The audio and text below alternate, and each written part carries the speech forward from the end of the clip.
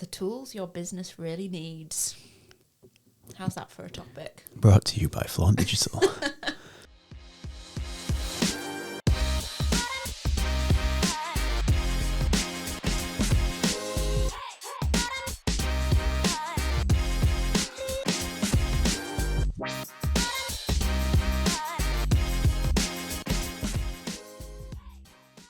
Well, I mean, we love a good tool.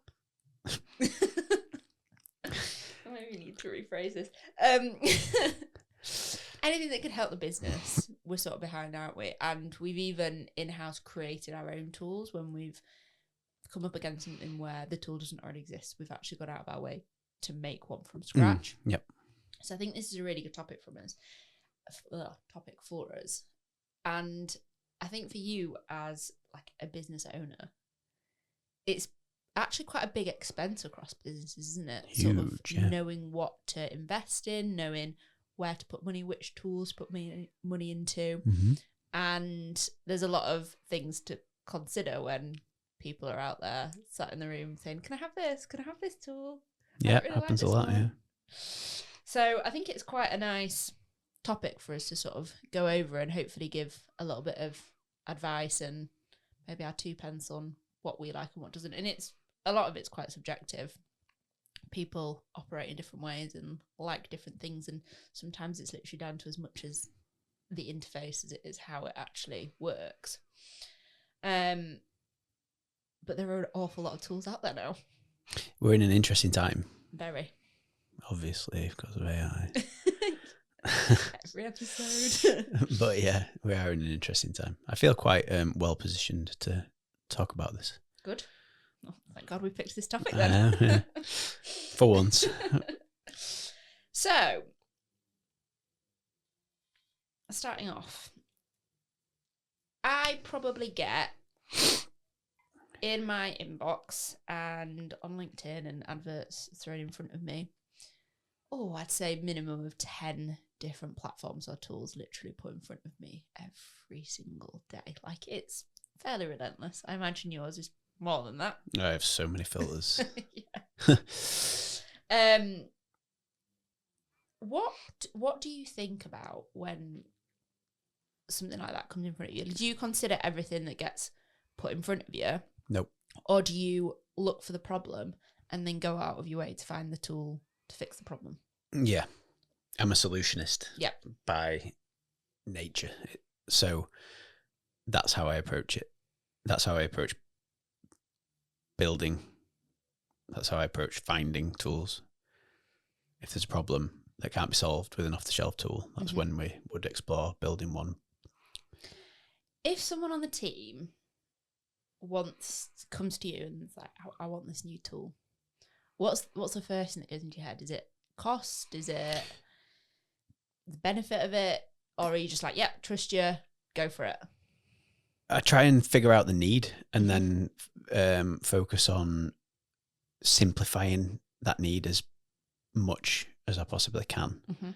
And then I will normally either arrive at a workflow that can do it, or if it's very specific, there'll be something out there that will do it. How many subscriptions to tools do you think we've got as a business? Well, we did a bit of consolidation last year, so there's probably less now, but yeah, because it's quite easy to just have some that just stick around. There's probably about consistent ones. There's probably about 12 to 15, I would say. That'd be way more than that. No, it's not. It used to be higher. Yeah. But we did quite a lot, and we're continuing to do that. So there's a lot of duplication across the tools that we use. So we have premium partner in SimilarWeb. Yeah. It's like market intelligence. Then we've got where we're conflicted at the moment is across things like Ahrefs and I knew you were going to say that. SEO Monitor. Yep. And there's tools that do like bits of each other's remits. Yeah, but you kind of need them all to get every benefit. But we are in the process of slimming that down. Yeah. Right now. Yeah. Do you have like a mental ceiling for like how much a tool should cost, or is it all about like return on investment? It's the return for the problem that it solves, which is also sometimes difficult to quantify. Yeah. But unless it's like market intelligence, you get the benefit of that from a new biz perspective. You get the benefit of that from existing clients. Tracking is a funny one because a lot of the tracking tools, I think you can get the data that you need from free tools. Like GA. Yeah. But then there's a specific need. Sometimes the skill of a tool is in actually just how it presents it. But there's a lot of tools that are good at telling stories with the same data. Yeah, exactly. That's what I mean. It's like, and if that's easier and more efficient for somebody to look at that and understand it quicker, then that's your saving at that point, isn't it? And that's the nuance with different tools that do the same thing, though. Mm-hmm. It's like you'll have people that prefer a SEMrush to a Ahrefs, but they'll largely do the same thing, but with different data sets, I guess. On that note, then, how often do you say no if somebody asks you for a tool? I mean, it's rare because what we will do is use a free trial. Yeah. And make sure that there's a little bit of time invested in that period. Mm-hmm.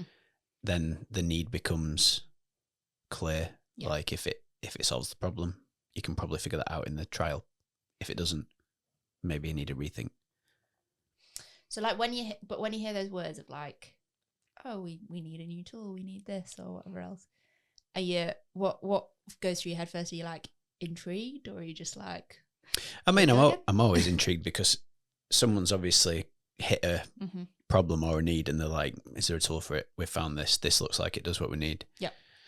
And then, like say, you explore it, you give it an ample opportunity, and then make a call.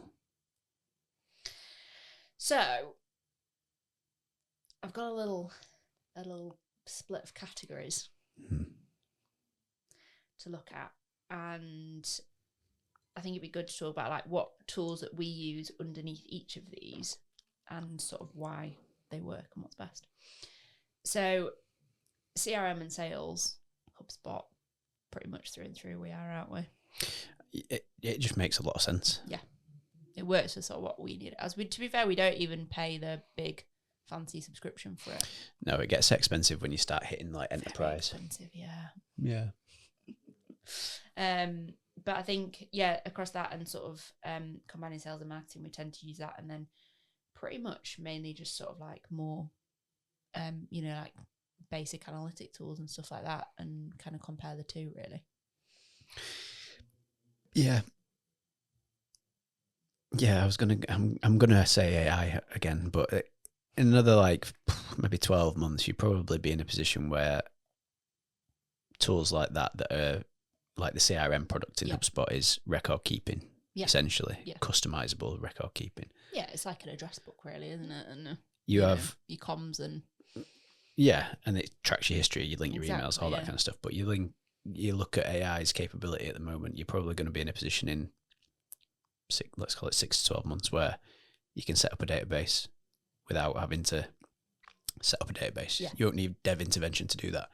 And then you'll be able to customize your data. You'll be able to query it however you want. You'll be able to link it to your emails. So and you'll probably be able to like plug that into some sort of prospecting thing that then just finds new leads for you as well.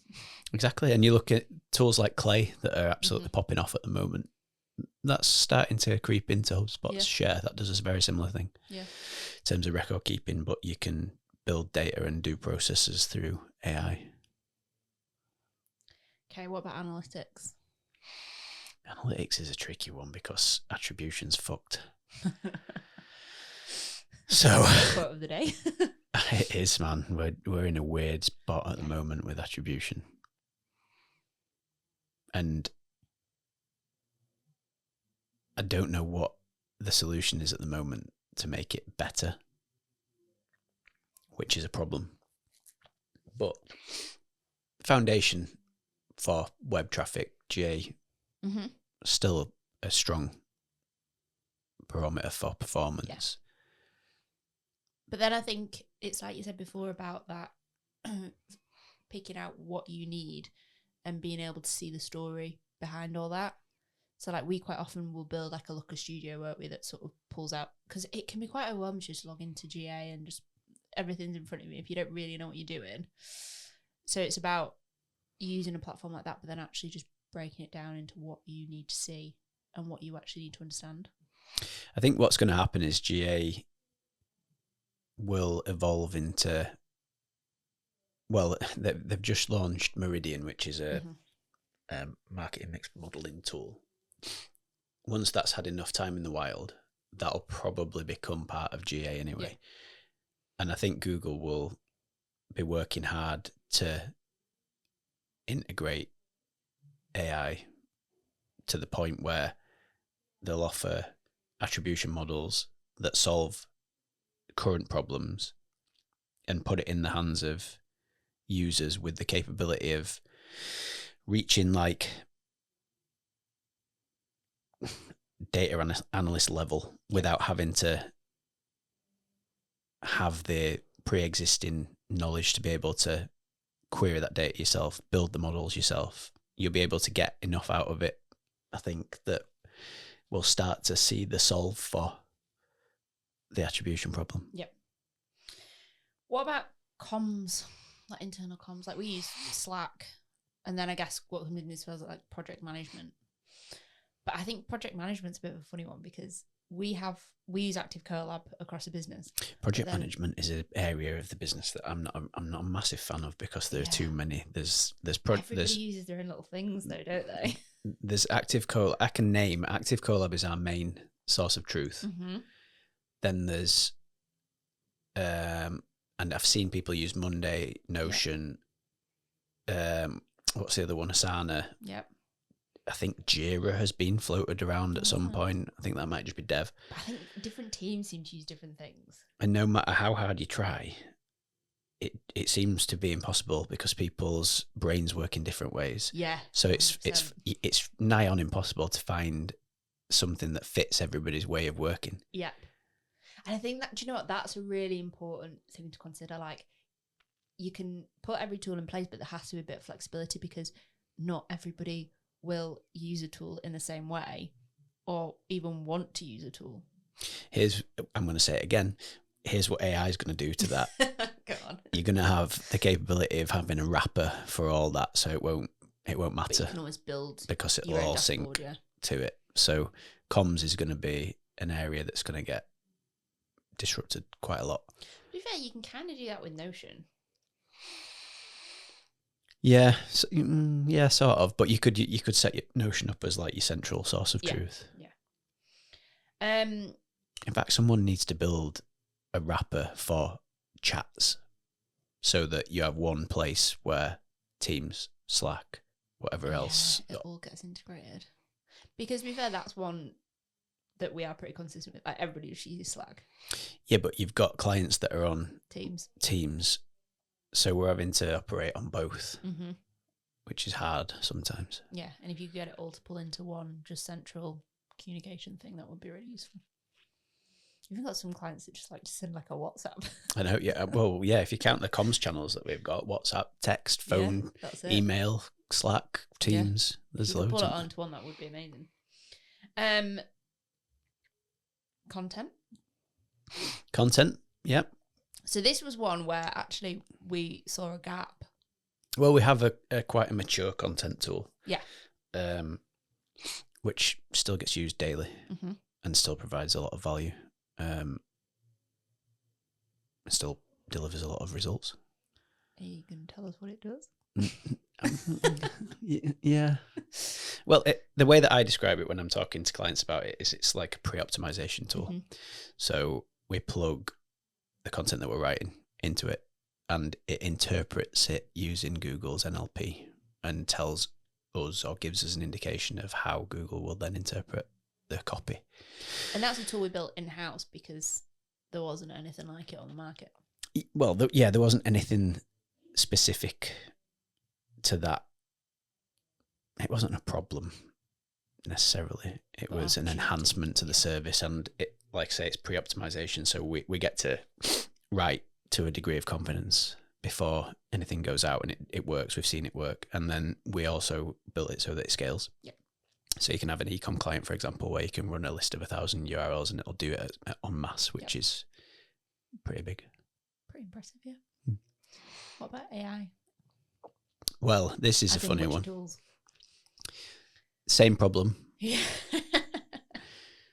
How many do we use across the business? We were talking about this the other day, weren't we? I mean, the main ones are probably ChatGPT, Gemini, because it's built into Workspace. Those two, I would think, predominantly. But, I mean, what do you class as an AI tool? We use Canva, that's got AI in it. We use Adobe's Suite, that's got AI in it. Slack's got AI in it.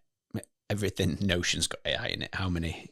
I mean, pure chat-based AI tools. Front runners are definitely ChatGPT and Gemini. We've got seats for both. Yeah. And it's quite an even split actually across the seats, isn't it? Across the business. Yeah, I think so. They do different things though. Yeah, they do. Slightly. One thing we have done though, I think about 12 months ago, we started building our own sort of co-pilot, which was a tool that used RAG to look at files and bring back client insights. But now the tools themselves do that very thing, which is another learning. In hindsight, trying to innovate in front of AI is becoming an impossibility because of the speed in which it's moving. Do you see at Flaunt, do you see the tool stack as part of like our offering, or is it just good to have? I think the IP that we've got, that we've developed over multiple years, is definitely a service enhancement. Definitely adds a lot of value across the board through Goose, through Bound, through Glass. We've got things that other agencies don't have, which is a big advantage. Also, I think from a client point of view, like things like SimilarWeb, like that's not a cheap subscription to have. Absolutely not, no. And having an agency that's paying that as part of the service that they're giving you is actually a huge advantage, surely. It is, however, like we've said, it depends on the story that you're able to tell with the data. And I think that's where agency expertise comes in. Like, data's just going to become more and more commoditized with AI. It just is. So being able to, A, get the insights that you need out of it, and also then tell the story that you need it to tell, are two key skills. Yeah. How do you keep the team focused on tools that are actually align with the bigger business strategy as opposed to just going off on their own and using whatever they want? I mean, the one rule I always come back to is efficiency. Yeah. If it improves efficiency, then it's worth it. And that's what we're trying to encourage through the use of AI and AI first thinking. Yeah. Like,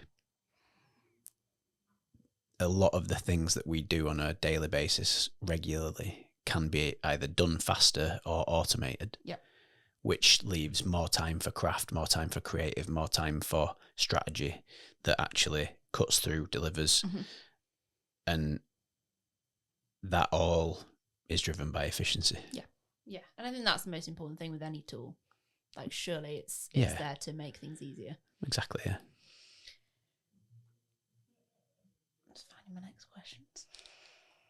So, on to sort of like the flexibility and why it's important to trust your team when it comes to things like tools and investing money. Because it's quite easy for people to be like, oh, it's only, £10 a month, 15 quid a month. But actually, if you've got 40 people in a business all with like, oh, it's only 15 quid. Oh, it's just another one for another £10 a month. I imagine it can add up very, very quick. How do you, or in fact, different question, have you ever regretted letting a team pick a product or pick a tool?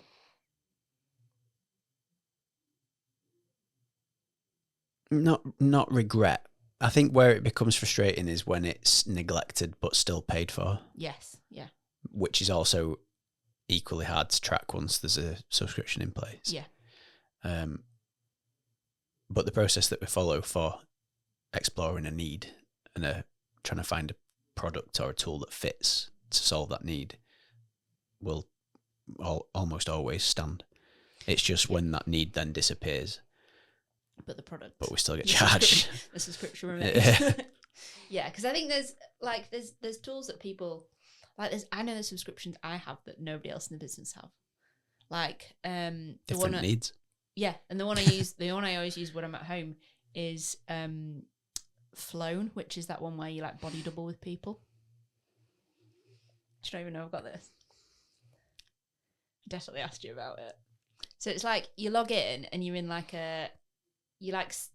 sign up and you say, oh, you're gonna book in for like this 2-hour like focus thing, and you log in and you like set your intentions, and then you're like in a little mini group, and you just leave your camera on and you'll just work alongside each other. Yeah, you've spoken to me about that. Yeah, I've had it for like ages, but 100% like no one else in the business has that. Like that's a very niche, strange tool to have.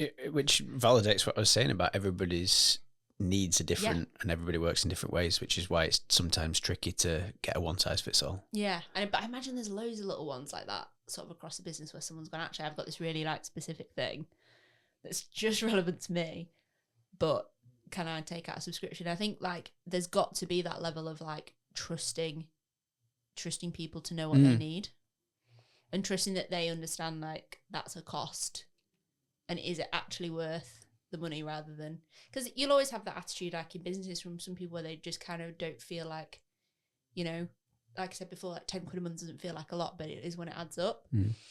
And people don't always necessarily understand that worth, I would say. No, it's difficult to quantify that in that context without going into huge amounts of detail and trying to analyse the impact. But yeah, I think we do a pretty good job. I do. Like, I don't think you've ever said no to me asking something. Because, like I say, the reason why you're asking in the first instance is because you've found either a need for something or you've seen something that's going to improve your work. Yeah. I did do that thing where I signed up for Motion and only used it for like 4 months. Yeah, but you got rid of it. Yeah, I did get rid of it, yeah. But I'm a bit of a bugger for that. Like, especially with like project management stuff or like time management stuff, I love it for like a month and it's like the best thing ever. And then I'm bored of it and I need a different one. And I'm so bad for that, but kind of just have to let it happen. Is that not just perhaps that your needs change? Maybe. And the product is no longer fit for your current need. Yeah, probably. It's probably more that, but it's not that fun. Like it to. No, to be fair, my systems are quite good now. But sometimes it takes a little bit of exploring to figure out what's the tool that you couldn't live without. I've got that question on here. Oh no, sorry. I'll wait then. Slack probably. Is that a tool? Does that count as a tool? I'd call it a tool. Because it would be, especially like with a hybrid business, not having a central point of comms across the entire business. I think that would be awful. Yeah, I remember when Slack first came out and everyone were a little bit like, that's just, I can't remember what the tool was called. It was like an acronym, but there was a tool that did pretty much what Slack did years and years ago. It was something like IYM, something, I don't know, I can't remember the name of it. But when Slack came out, it got compared to that and no one really saw what Slack saw. Yeah. And then COVID hit and Slack went mental. Yeah, that was the first time I used it, yeah. And then it became like the go-to for that. Yeah. And to be fair, they've absolutely nailed it. They've got it right, yeah. Because there's other ones that, like Teams, I can't. Teams is... I can't. I think Teams is a bit Marmite. Yeah. And I imagine, you know what, sometimes it's just a little bit like, if that's what everyone else is using, you probably love it because that's what you're used to and that's all you've ever known. Which is probably why I find it so hard, because we just know Slack and that's what I've always used, and that's nice and easy. Yep. Okay, what about a tool that we've brought in and you've actually seen it completely like transform the business, either for the teams or even potentially like for clients?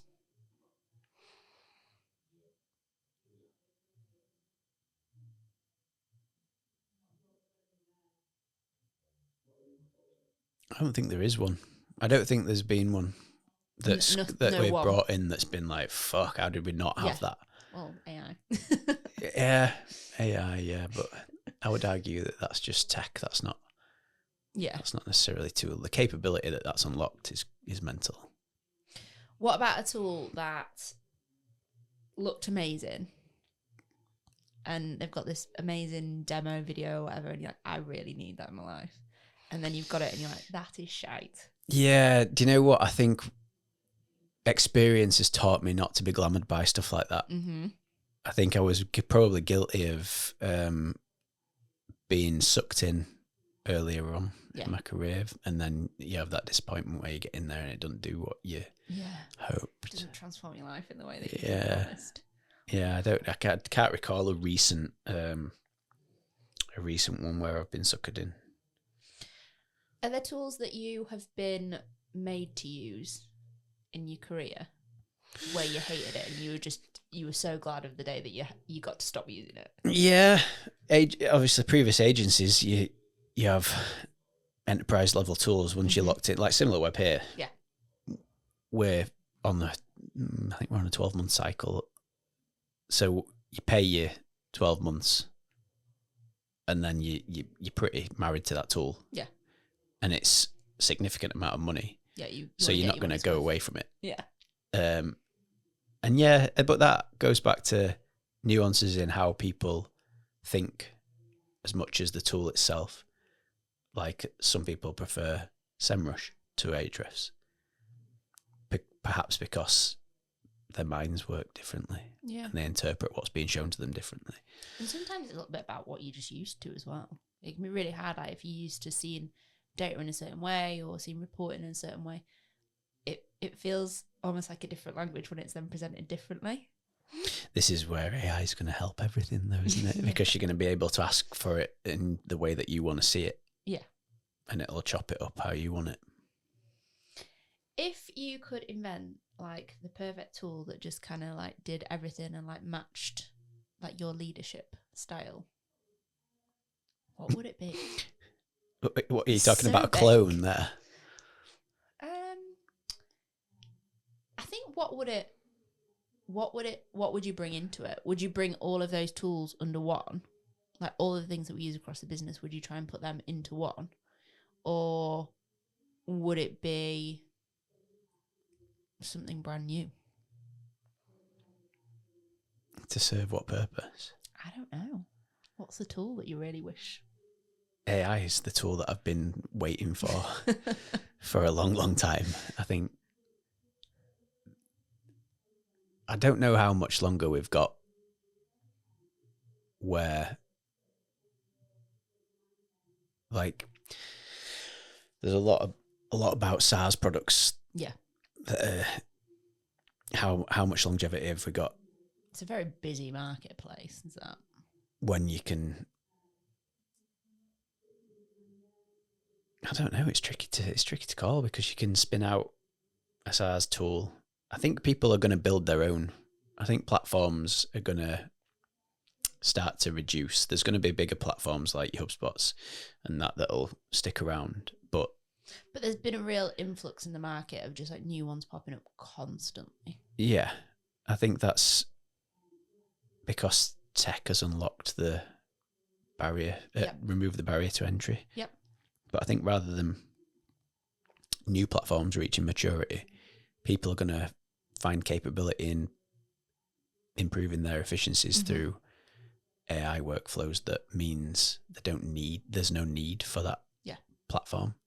It's going to be a lot harder for SaaS businesses to solve people's problems when they can solve them themselves. Do you want a quick fire round? Mm. So, here's one. First tool you'd delete if you had to cut costs.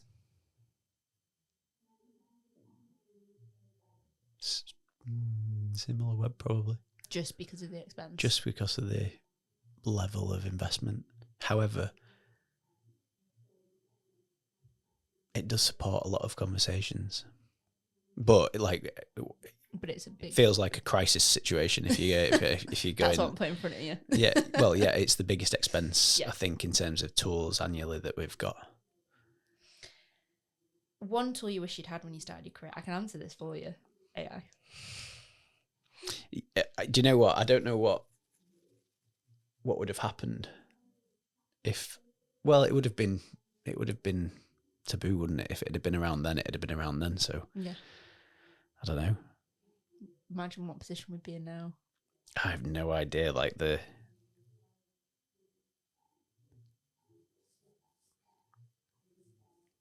Yeah, I think about the content. I built a SaaS tool and sold it. That's what funded the agency. I don't know. I don't know what would have changed. Too big a question. That's a big question. Yeah. If you could ban a tool, what would you pick?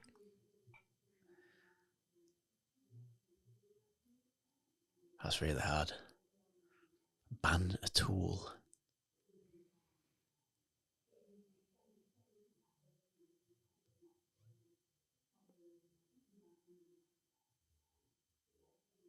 Oh, I don't know.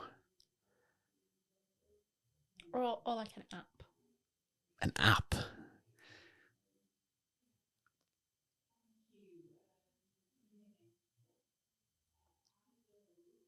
Oh, I don't know.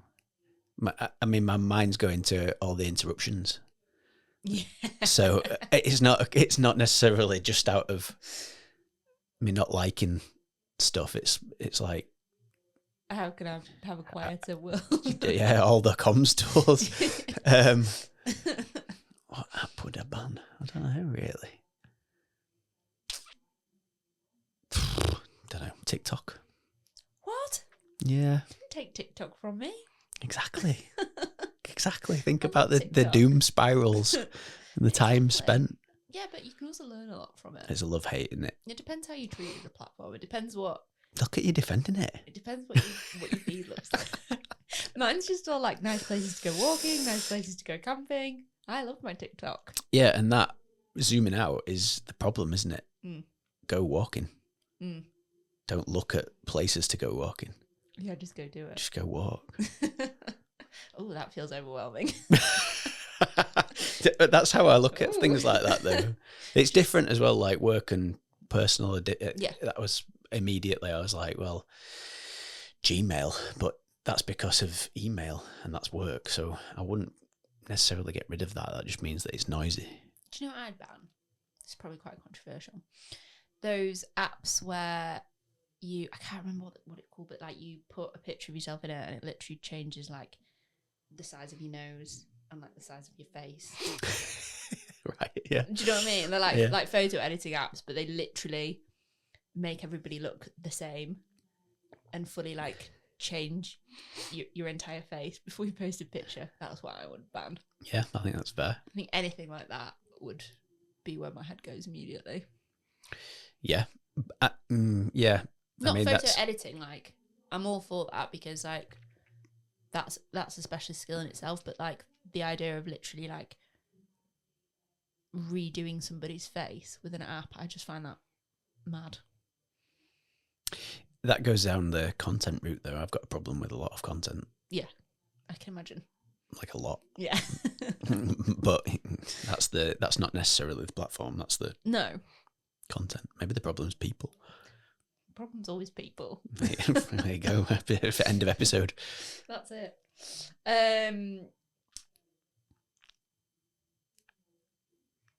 Okay.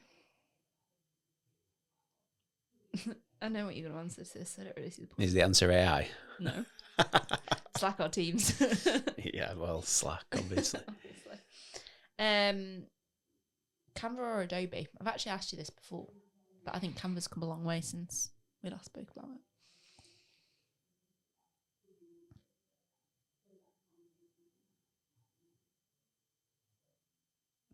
I think Canva will win. Yeah. Long term.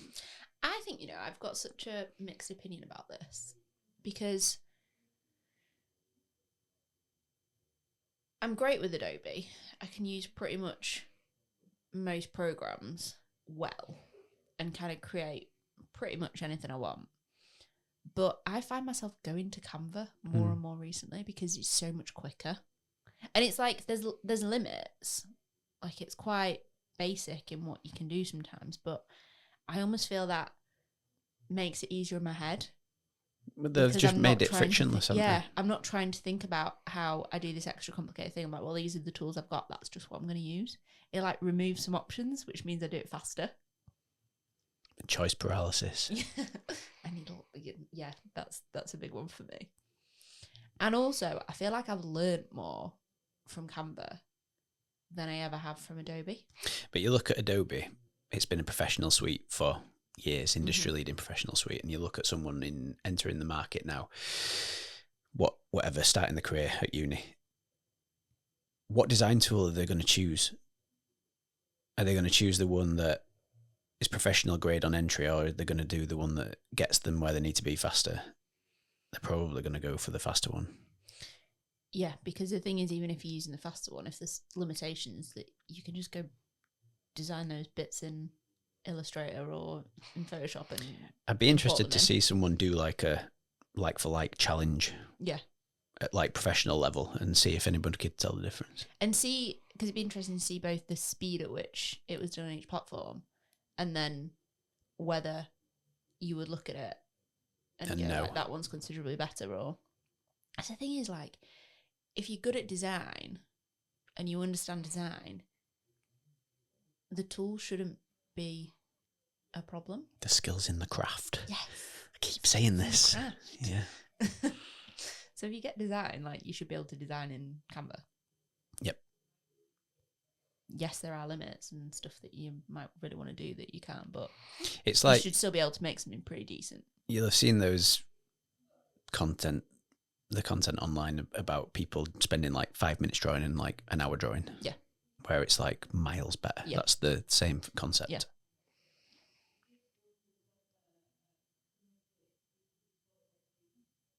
In-platform reporting or custom dashboards? Need. Yeah. Need. But I think it's going to just you're going to be able to ask for whatever you want and get it back concisely and immediately, visually, in text, bullet points. It's just going to get better. Can't wait. I mean, the thing is, it means you can look at where we're at now compared to like 20 years ago, though. Yeah. So it's already got a hell of a lot better. It's got better in the last 6 months. Yeah. But it means you're just going to be able to spend your time on better things. And actually doing something with the reports as opposed to spending time creating them. Yep. Which is what we should really be doing. Yep.